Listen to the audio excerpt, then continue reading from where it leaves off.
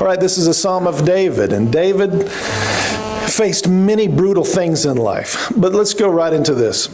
David says, "O Lord, do not rebuke me in your anger, nor chasten me within your wrath." I want you to know, every time you see one of these Psalms are basically prayers put into song. And what is happening here is David is speaking from the angst of his soul. And if you can't identify with this, you must have no soul, is what I would say.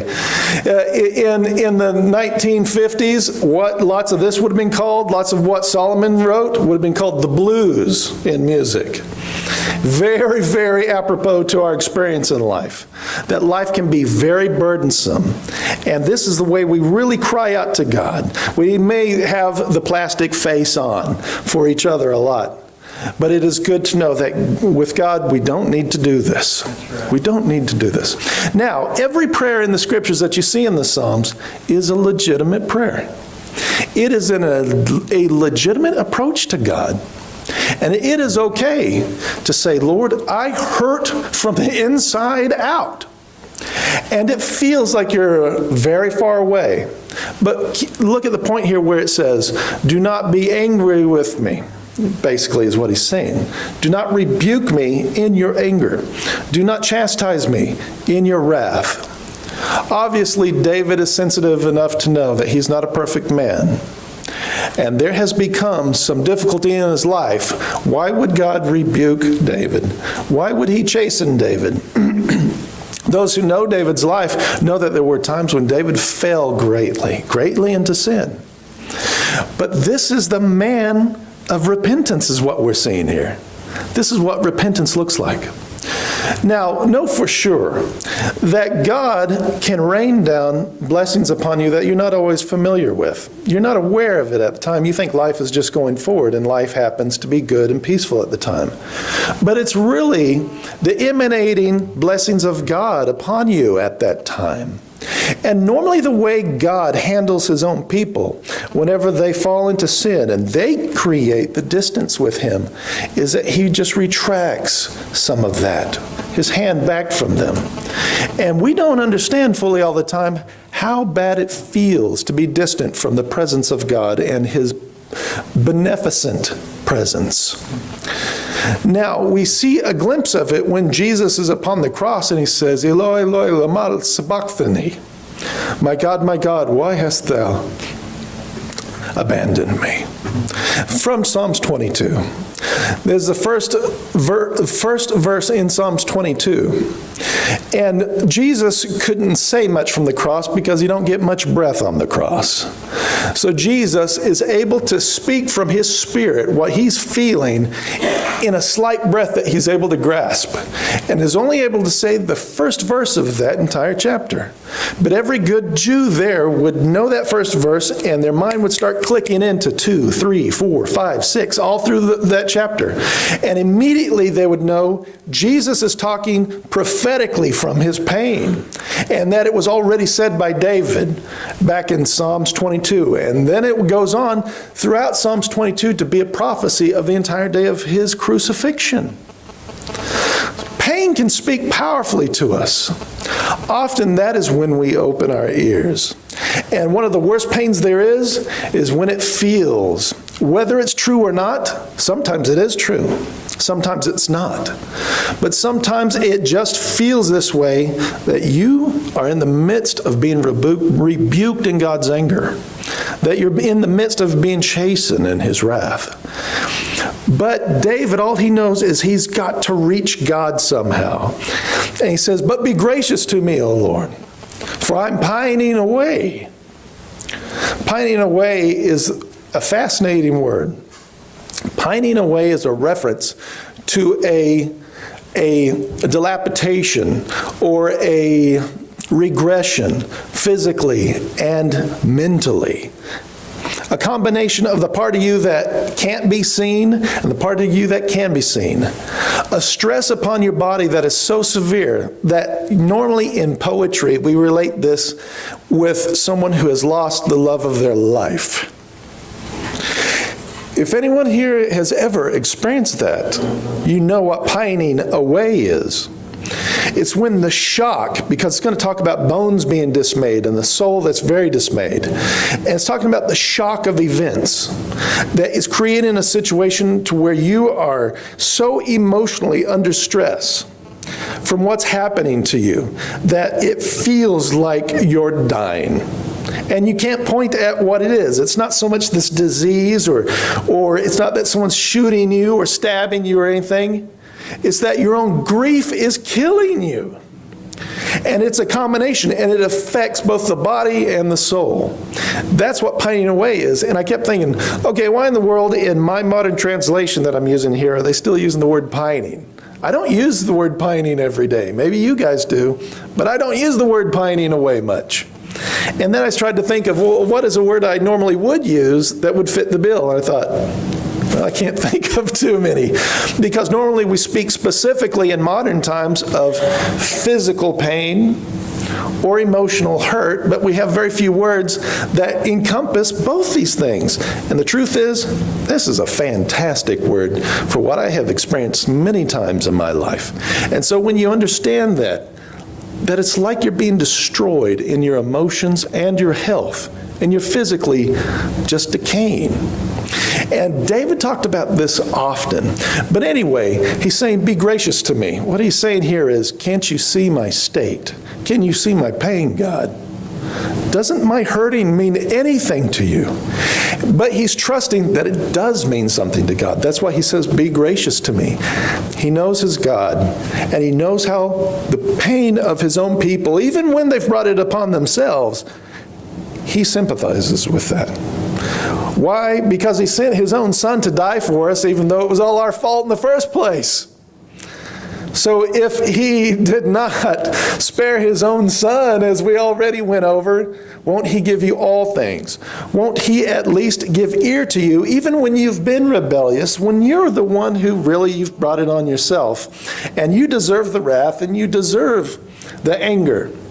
But isn't he responsive just like my son would be? I would be responsive to him if even when he has brought it upon himself, if I see him hurting inside so much that it's coming out on him physically, how could I not as a father look at that and go, I have to respond to this with compassion of some sort? Have no doubt about it that the Christ that you see in the scriptures, his entire character is fashioned primarily out of compassion. That is it. If you can master the art of compassion through prayer and seeking the Lord, you have become like Jesus Christ. And that's why David can confidently cry out to him saying, can't you see me? Can't you see what's going on? And then he talks about it in terms of healing. And he says, heal me, O Lord, for my bones are dismayed. I never thought of my bones being dismayed, but whenever you hurt bad, it makes sense when someone talks about your bones themselves are in a type of emotional shock and distress. You feel it inside of you. There's this wasting away that he talks about over in Psalms 32. Psalms 32 is an amazing Psalms. St. Augustine, the great, one of the first theologians, as he was going towards his death, lying in his bed, he asked them to write all of Psalms 32 on the wall for him so he could lay there staring at what it says. And it described a man who is blessed if God has forgiven him. But it also describes the part where a man has been resistant to repentance. And it talks about his body wasting away like a fever heat of summer. That's what he looked at, and it led, but finally it just says, but then I confess my sin to you and you forgive me. Just simple like that. And David is broken here. Any preacher who tells you that there's nothing good, nothing spiritual to be had or benefit from in pain is lying to you. The cross. Take up your cross and follow me. It doesn't say take up your crown and follow me. It says take up your cross. It's not that God desires you all to experience pain to make you spiritual.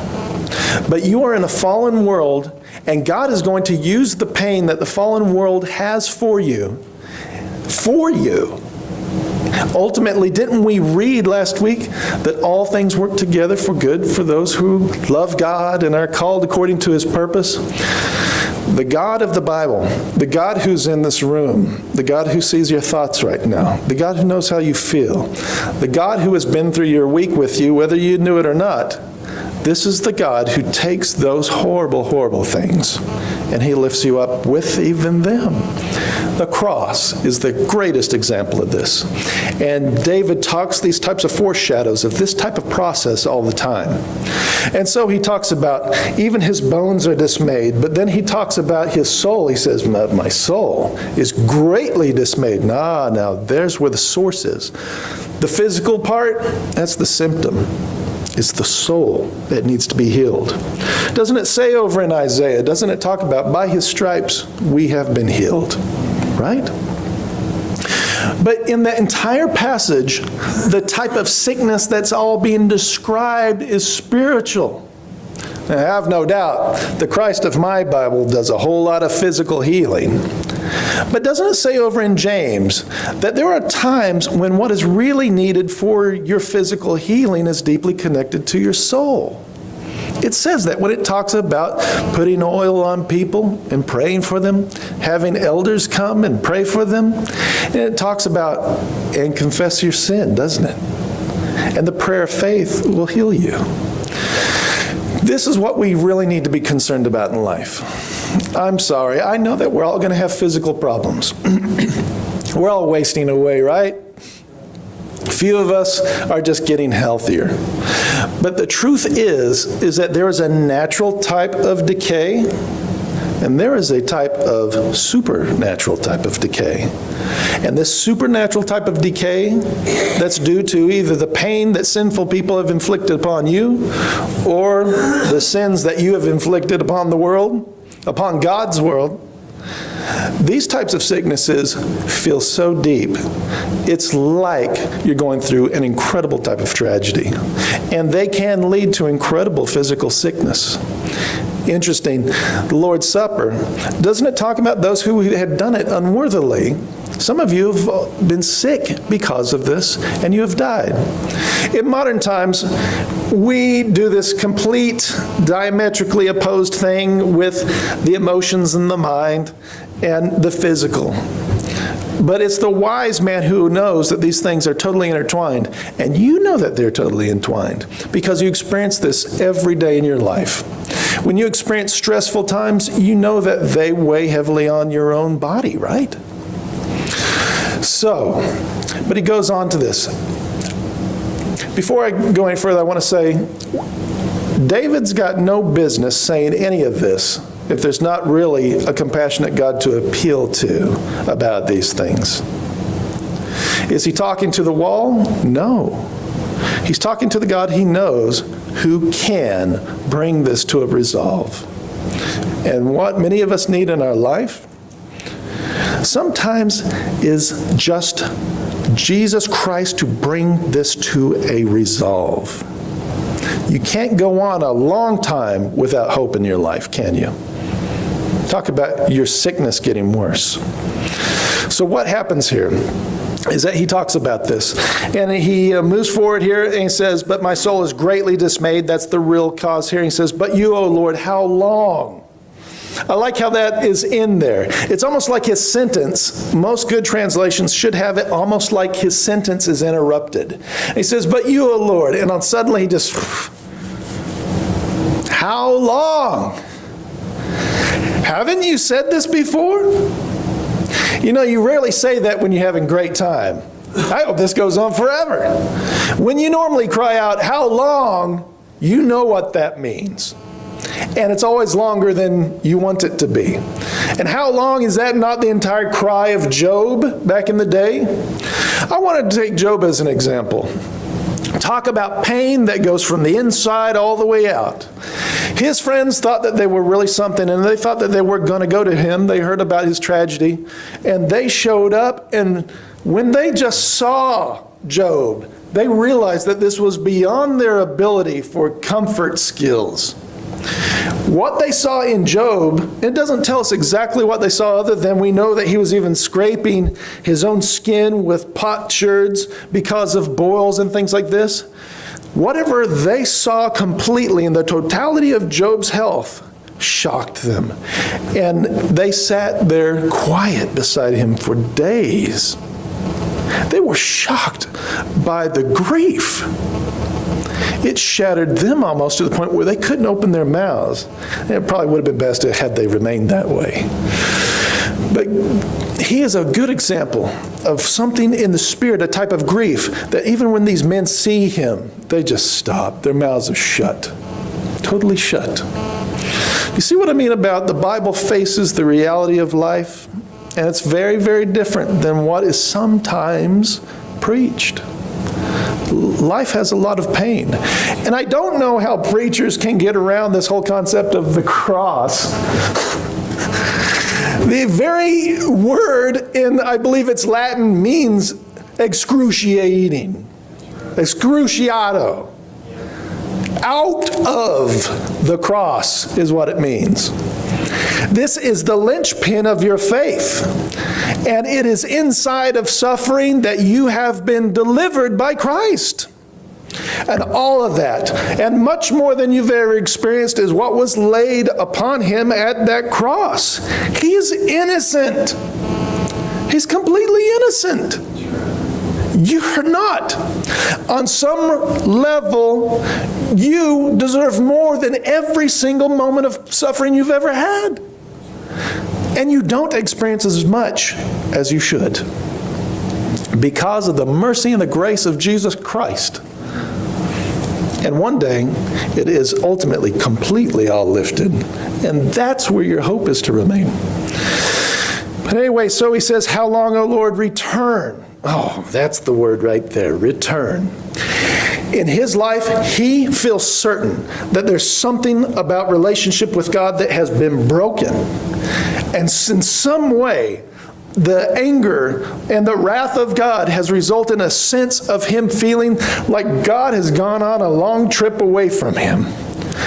It's like the child who gets lost. I remember I was a little boy and I got lost in TG&Y in Choctaw.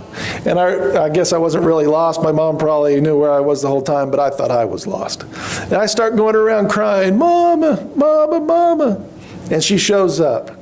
It's like she was just gone forever. Heart shattered in a little boy. I can't understand how small of a situation it is. To me, as the child, it's a huge situation. But for him, it feels like God has gone away. When will you return and rescue my soul? Save me. Because, why?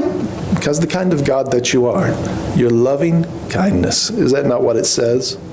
That is the description of the God that David knows right there. Loving kindness. David is convinced that regardless of wrath, regardless of anger, regardless of the seeming distance or the God that seems to have abandoned him, he knows this much. He will hear my cry. And that I can rely on the fact that the one characteristic I know about God is that he's got loving kindness. And that is the characteristic that you pray towards when you are suffering. Don't have any other image of God. It's an idol if you have another image of God. The image of God that you are to have, and you are to have no other gods but God, is the God of loving kindness who sends his Son and did not spare him, but laid him down completely for you. And that is who that's who David is praying to. And so he talks about this. And he says, save me because of your loving kindness, for there's no mention of you in death, in Sheol or in hell, some of your translations may say. Who is going to give you thanks? The idea here is that I have lots of praising and worshiping left in me, God. I want to live more of this life. I want more of this life to experience walking with you before the people. David's a king. Now, some people have taken this passage the wrong way. Well, hold on. You're telling me no one gives thanks to God who's dead? No, that's not what it's talking about. It's talking about in relation from the vantage point of where we are living right now. Surely people give thanks continually in heaven before God. But what happens here is that in this life, David's saying, I can be a witness to all the people. I can be a man of worship. I can give you thanks. I can acknowledge you. I can live that way. I want it to be that way again. Don't draw this to an end, Father. Don't draw this down. Give me more time. Isn't that what we heard earlier? About the man who was weeping before the wall. And he prayed, and because of that, God gave him what? More time. Does God always give time? I think whenever the ailment is related to a spiritual sickness, I think he does give more time. Not all sickness is related that way. Some sickness is because it's appointed unto man to die at least once. But there are some things that are unnecessary that you have lived with. And those are things that are simply a matter of you need to be right with God, which we should be anyways. So he goes forward and he says this, for I am weary with sighing. Oh my goodness, who cannot relate with this? There are times whenever you are going through grief that you experience this continual sighing. Do you guys remember that? Any other time you're not sighing all the time. You don't get it's what he's talking about is that pain is so severe in you emotionally that it manifests on a subconscious level. Does that make sense? Are you saying, I need to sigh now because I feel bad? No, it's just coming out of you like breathing. Your pain is now becoming natural and habitual. And he says, every night I make my bed swim. And he says, I am dissolving my couch with my tears. He says that my eye has wasted away because of my grief. So much pain that has resulted in lingering time of pain. Suffering through all these things. It's intense, and no one else may even know. And it's to the point that your eye itself has worked so hard at the process of weeping and mourning and grieving that he's talking about it wasting away. And he says, and he puts it this way, it has grown old in the sense of your eye is prematurely old. Your body's being affected, it's even aging early because of the oppression that you're under. And then he says this, and then David starts to show us a little bit of what he's really facing. He says this right here, he says, because of my adversaries. The thing is that David knows that in the times that he rebelled against God, adversaries raised up against him. And that's what this nation needs to acknowledge.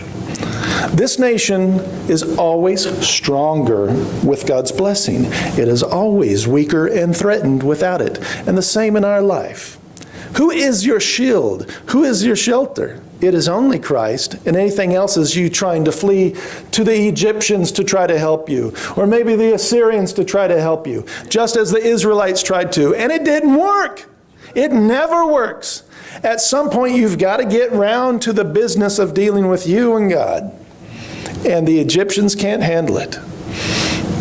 And it goes forward with this, and it says, my eye has wasted away, and it has become old because my adversaries depart from me, all who do iniquity. You see that show back up over in the book of Matthew, when the goats and the sheep are there, right? And they're standing before the judge of all eternity, who is Christ, and he will say to certain ones, you didn't do this, you didn't do this, and you didn't do this, and that was actually me in a sense. And he'll say, depart from me, all of you who work iniquity. Well, right here what he says is David is projecting this on all of them, and this is why he says this. He's giving them a warning. He says, depart from me, all of you who work iniquity. He says, because something has changed. He has become confident, and he knows that the Lord has heard the voice of my weeping. Just like the children of Israel back in Egypt. When the voice of the Lord, when your voice of weeping has penetrated to God's compassionate heart and his loving kindness, that's when the Egyptians in Moses' day are done for. It may not be seen at that moment, but it's coming. It's coming. God will bring about a change. That's what he's saying right here. He knows that the Lord has now heard him, and he says, but the Lord, he has heard my supplication, and the Lord receives my prayer. And whenever your heart cries out to God this way, he receives your prayer.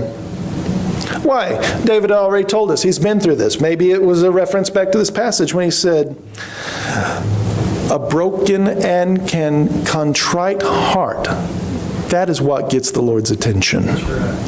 So right here, you can't fake what this is saying right here. You do know that's what this is all about. God is driving you in your pain away from your hypocrisy and your fakery, because you can't fake this kind of thing here. And whenever you've gone through this and you cry out to the Lord, he hears that. He hears the voice of your weeping. And it says that he receives your prayer. And it says that all of your adversaries, they will be ashamed and they will be greatly dismayed. And it says that, and they will turn back and they will be suddenly ashamed. The way we reference this, maybe not all of us are facing military enemies and things like this. But what this means is an enemy. Maybe you have a real enemy, but you always have a type of enemy within the devil at the very least. Some type of enemy. And what happens here is that the enemy is that thing that brings you fear. When the enemy is progressing, when the enemy is having victories, that brings you fear, because you know the direction this is going. It's like an arrow that has been shot. You can gauge where that's going to land by where it started. And you see this process, and you see the enemy marching and marching and marching, and you see the trajectory, and you see where this is going. And he already talked about that it potentially could come down to his death. And he sees that the grief of this is burdensome. But all of a sudden he realizes, you know what? My God is compassionate. My God is full of loving kindness. And I have turned to him with my broken heart completely. I know he hears me. I know that. Why? Because that is the kind of God he is. He does not reject that. And that's at the point he talks about a turnaround. Did you catch that? In this case, it's having to do with his enemies. They will turn back. You need to know that there is a turnaround. And it's a real turnaround, and it can be shocking, and it can be fast. You need to have hope in your grief that this is really the God that you serve. Talk about a fast turnaround. The resurrection is a pretty fast turnaround. That's a really fast turnaround. So, maybe you're not facing military enemies, but I bet that we have faced this type of strain, this type of pining in our lives. You cry out to the Lord in that pain. Don't be ashamed of it. Be ashamed not to cry out to him. And when you cry out to him, he hears the voice of your weeping. Why? Because he heard the voice of Jesus' weeping. My God, why hast thou forsaken me? God responded to that 3 days later and raised him up. Severe change, severe change. That is how God functions. And you need to have that hope. Let's go to the Lord in prayer.